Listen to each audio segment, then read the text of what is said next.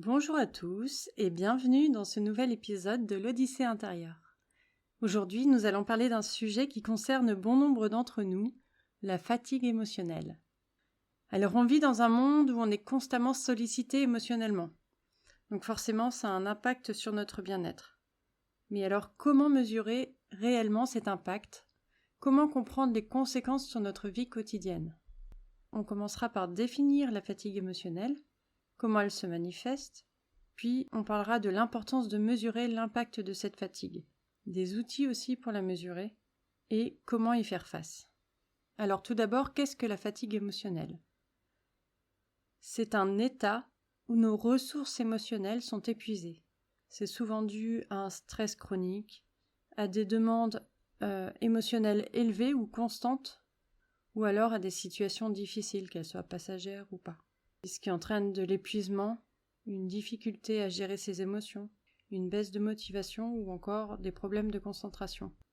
Mais alors pourquoi c'est important de mesurer l'impact de la fatigue émotionnelle ? La réponse est simple, en fait, c'est pour prendre soin de soi et prévenir un épuisement total. En comprenant les répercussions que la fatigue émotionnelle a sur soi, forcément on est mieux équipé pour y faire face et pour faire face aux conséquences. Alors ces conséquences qui peuvent être dans nos relations, par une difficulté à communiquer avec les autres, une tendance à éviter les interactions sociales, les conflits aussi, les frictions qui augmentent parce que tout simplement on est moins tolérant, on a moins de patience. Au niveau relationnel, il y a aussi le manque d'engagement émotionnel dans les relations, ce qui fait qu'on met de la distance, l'intimité est réduite.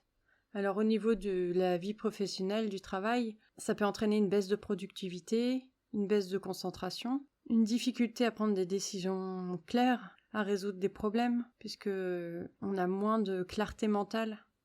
On observe aussi souvent une diminution de la motivation, de l'enthousiasme, une augmentation du stress qui est liée aux exigences professionnelles et qui forcément peut aggraver la fatigue émotionnelle déjà existante. Au niveau de la santé mentale, on observe souvent une augmentation du stress, de l'anxiété, un risque accru de dépression, une diminution de l'estime de soi et de la confiance en soi parce qu'on a la perception d'être submergé par ses émotions. Et les symptômes physiques aussi, parce qu'ils sont ce que la voix ou en tout cas le mental n'exprime pas, le corps l'exprime. Donc ça peut être des maux de tête, des troubles du sommeil, des problèmes digestifs. Mais d'une manière générale, il y a souvent une diminution de la qualité du sommeil, ce qui fait un cercle vicieux parce que plus on a une grande fatigue émotionnelle, moins on dort bien, plus on est encore plus fatigué, moins on dort, etc. C'est vraiment un cercle vicieux qui peut être difficile à rompre. Dans tous les cas, en général, il y a quand même une perte d'intérêt pour les activités, une diminution du plaisir en général dans la vie quotidienne, et forcément aussi un risque accru de développer des comportements néfastes, comme compensés par la nourriture, compensés par l'alcool ou la drogue. C'est pour ça que c'est vraiment important de reconnaître ces signes et de surtout prendre des mesures pour le prévenir ou pour la traiter. Parce que la santé mentale, c'est au moins aussi important que la santé physique. Je la mettrais même personnellement au-dessus parce que par exemple, on voit beaucoup de guérisons, on va pas dire miraculeuses, mais au moins inattendues, qui sont dues au mental, ou par exemple des handicapés qui arrivent à battre des records, parce qu'ils ont cette force mentale. Le mental, c'est hyper important. Et ça, je le répète à chaque fois, mais je le répéterai jamais assez, je crois. Alors maintenant qu'on a compris l'importance de mesurer l'impact de cette fatigue, quels sont les outils qu'on peut utiliser pour évaluer son niveau d'épuisement émotionnel ? Alors déjà, je dirais l'auto-évaluation, dans le sens prendre le temps de s'interroger sur ses émotions, son niveau de stress, son bien-être en général. Vous pouvez, par exemple, noter vos réponses et identifier les schémas ou les signes récurrents de la fatigue. Ça peut être un bon début déjà. Ensuite, ce que vous pouvez faire, c'est que vous pouvez utiliser une échelle de stress perçu. Donc ça reste subjectif, mais notez votre niveau de stress sur une échelle de 0 à 10. Et peut-être que le faire chaque jour, toute cette période où vous vous sentez un peu fatigué émotionnellement, prendre chaque matin ou chaque soir, notez le niveau de stress auquel vous êtes. Et si vous voyez que vraiment vous êtes au-dessus de 7 pendant plusieurs jours d'affilée, peut-être qu'il faut en tenir compte et faire attention, essayer de prendre du temps pour soi peut-être. Une autre technique, ça peut être aussi de tenir un journal de ses émotions. Pareil, chaque jour, vous pouvez le mettre aussi au-dessus, voilà, faire un cahier avec l'échelle de stress, le journal des émotions. Et ça, c'est pareil, ça vous aidera à identifier les situations ou les faits ou les jours qui vous stressent, qui vous déclenchent des émotions pas agréables, les déclencheurs, les émotions récurrentes. Le fait de tenir ce journal, ça permet de prendre du recul et d'avoir une vision globale sur ces déclencheurs ou sur ces schémas. Après, si vous voulez pousser un peu plus loin, il existe des questionnaires qui sont validés scientifiquement. Vous avez par exemple l'échelle d'épuisement émotionnel. Si ça vous intéresse, je mettrai le lien dans la description. Il y a aussi l'inventaire de dépression de Beck. Pareil, je mettrai le lien. Dans tous les cas, vous pouvez rechercher ces questionnaires en ligne, les remplir et avoir une évaluation un peu plus objective. Dans tous les cas, soyez attentifs à vos comportements, à vos changements de comportement aussi. Par exemple, si vous remarquez une diminution de votre motivation, de votre intérêt pour les activités que vous aimiez avant, ou si vous ressentez une fatigue constante, ça peut être des signes d'épuisement émotionnel. Alors, on a défini ce qu'est la fatigue émotionnelle, on a parlé de comment mesurer l'impact de cette fatigue. Maintenant, on va voir comment y faire face et comment retrouver son équilibre émotionnel. Alors, j'ai envie de dire, la première et la plus évidente, c'est prendre soin de soi. S'accorder du temps chaque jour, juste pour soi, que ce soit en pratiquant des activités qui vous apaisent, en vous offrant des moments de détente, en faisant de l'exercice physique, en prenant 5 minutes pour méditer ou peut-être même juste fermer les yeux, s'isoler. Enfin, je sais pas, par exemple, si vous êtes quelqu'un d'introverti, on a vraiment besoin de s'isoler pour recharger ses batteries. Moi, c'est quelque chose que je ressens beaucoup. On va dire que pour 2 heures d'interaction, j'ai besoin de 3 heures de solitude. C'est à peu près ça en gros. Donc voilà, si vous vous sentez un peu saturé, épuisé, prenez du temps seul, même ce serait-ce que pour marcher, faire une balade ou je sais pas, faire de la cuisine si vous aimez cuisiner. Enfin, voilà, trouvez une activité qui vous ressource. Voilà, c'est le mot que je cherchais. Alors je sais qu'on en parle beaucoup, la pleine conscience aussi.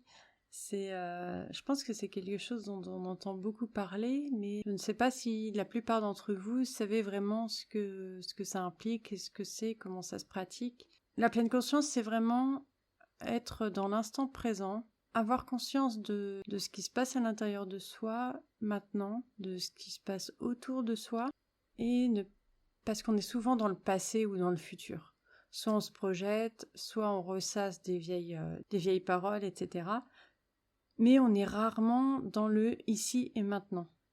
Donc le fait d'être pleinement présent, d'être dans l'instant présent, d'être dans son corps, prendre son espace, prendre sa place et son espace dans l'instant présent, ça permet de reconnaître ses émotions, d'observer ses pensées et de les laisser passer sans s'y accrocher.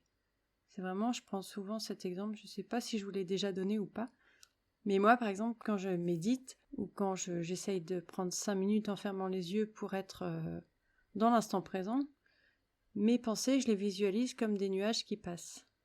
Oui, il faut savoir que quand je parle, je vois souvent les mots écrits dans ma tête.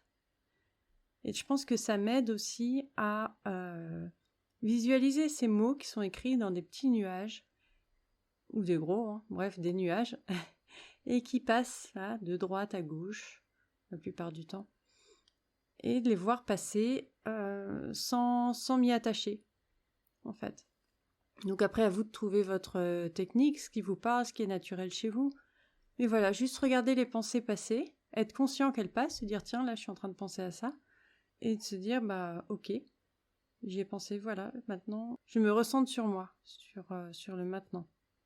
Alors bien sûr, c'est pas toujours facile à faire, surtout quand on est très stressé, très angoissé, c'est très dur à faire. Et c'est vraiment quelque chose que je vous conseille de faire, mais en commençant par 1 minute. Vous essayez 1 minute par jour. Et quand vous sentez que vous êtes plus à l'aise, quand vous sentez que c'est plus naturel, passez à 2 minutes. Ça peut durer pendant des semaines, des mois, peu importe. Mais quand vous serez à l'aise avec ces 2 minutes et que pour vous ce sera plus si difficile, vous pourrez passer à 3 minutes, etc. Ensuite, voilà, pour se protéger de cette fatigue émotionnelle, c'est aussi super important de savoir dire non. Non quand vous vous sentez débordé. Non quand vous sentez que émotionnellement vous êtes surchargé. Fixez des limites claires avec les autres.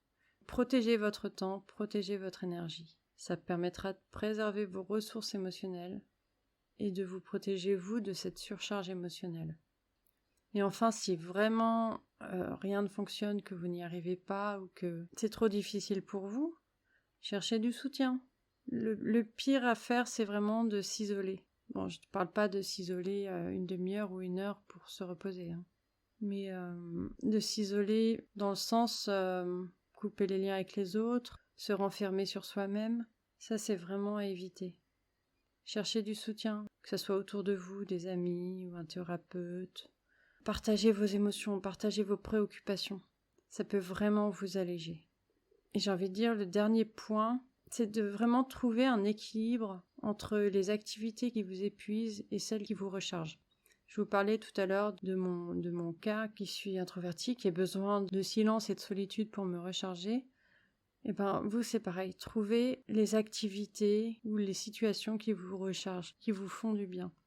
Et essayez de trouver un équilibre entre les deux. Mais pour ça, c'est important d'identifier les éléments qui drainent votre énergie. D'accord ? Donc vous prenez les éléments, les situations, les personnes qui vous fatiguent, et vous prenez les situations ou les personnes qui vous rechargent, et essayez de trouver un équilibre entre les deux. C'est le meilleur moyen pour se sentir mieux.